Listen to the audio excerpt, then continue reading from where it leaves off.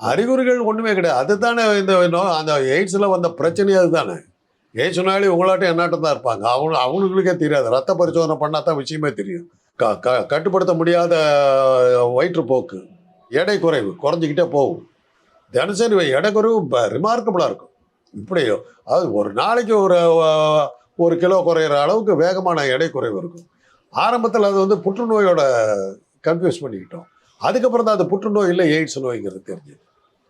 இதெல்லாம் இருந்தது. அப்புறம் வந்து நம்ம வந்து ரத்த வெள்ளணுக்களை வந்து கணக்கு போட்டு பார்த்தோம். ரத்த வெள்ளணுக்களை பரிசோதனை பண்ணி அது குறைஞ்சிருந்ததுன்னா அதை வச்சு நாம் கண்டுபிடிச்சோம்.